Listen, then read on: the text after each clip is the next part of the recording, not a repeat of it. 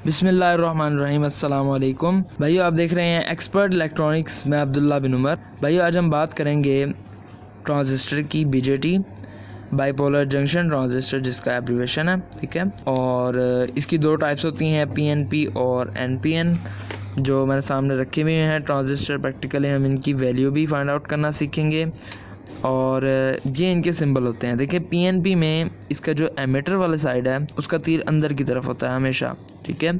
जबकि जो एनपीएन है उसमें इसका जो तीर की अलामत है वो बाहर की तरफ होती है। तो यही डिफरेंस है इनके सिंबल में, जिन्हें हमने अपना मद्देनज़र रखना है, ठीक हो गया। अब इधर हम देख लेते हैं इसकी वर्किंग। देखें, वर्किंग बेसिकली ये इस तरह से करता है कि अगर ये एनपीएन है, यानी कि दरमियान वाला जो एन है, ये बेसिकली बेस को, दरमियान में चूँकि बेस है तो ये बेस को इंडिकेट कर रहा है। अब ये नेगेटिव है, बेस क्या है, नेगेटिव।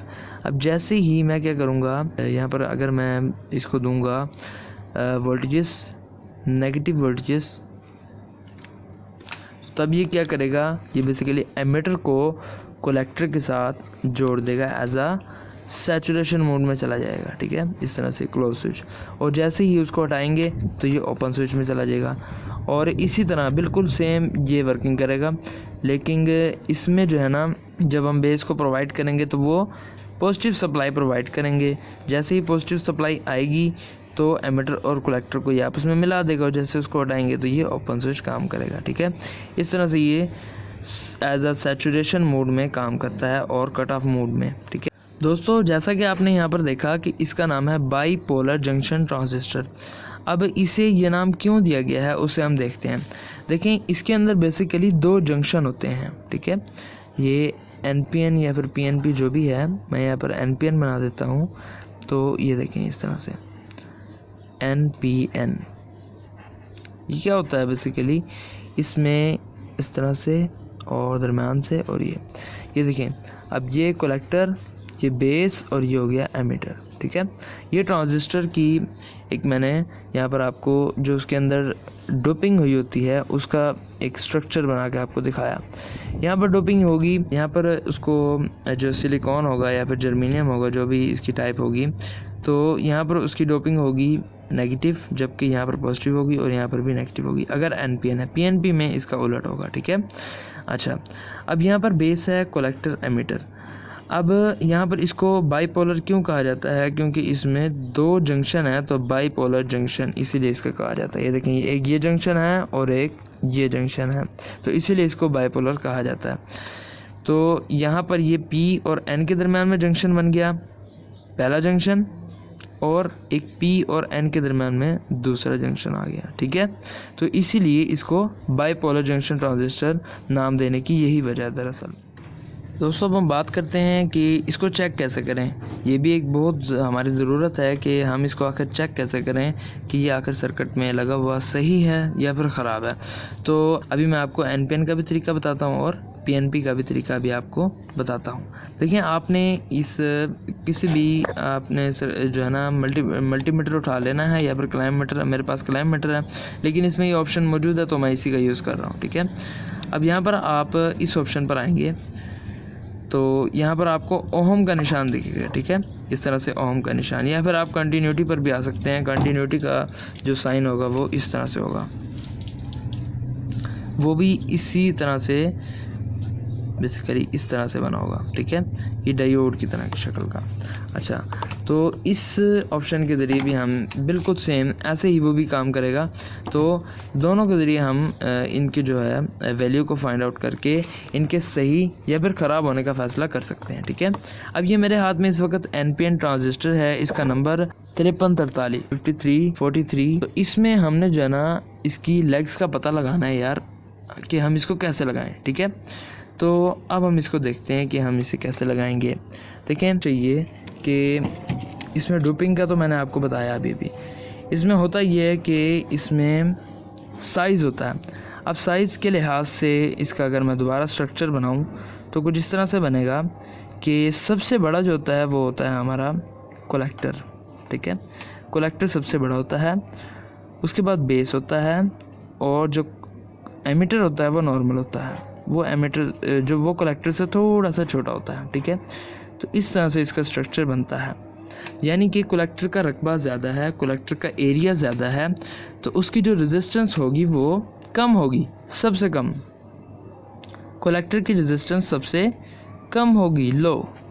अच्छा, बेस की तो हाई होगी भाई, क्योंकि थिन है, थिन की रेजिस्टेंस हमेशा ज़्यादा होती है, रकबा कम है, रेजिस्टेंस ज़्यादा होगी। एमीटर चूँकि नॉर्मल है तो इसकी कलेक्टर से क्या होगी, ज़्यादा होगी, मॉडरेट होगी, ठीक है, इसकी मॉडरेट होगी। तो अब हम इसको चेक करते हैं कि हमारी जो नॉर्मल वाली है, दरमियान वाली हमने देखा लो थी, जबकि जो आगे वाली थी वो ज़्यादा थी थोड़ी सी। तो जो ज़्यादा होगी वो बेसिकली होगी एमीटर, और जो कम होगी वो होगी कलेक्टर।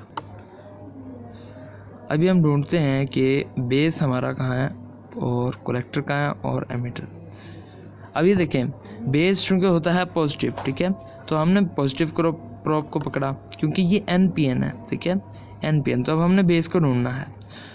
अब बेस को हम ढूंढेंगे तो मैं आपको दिखाता हूँ।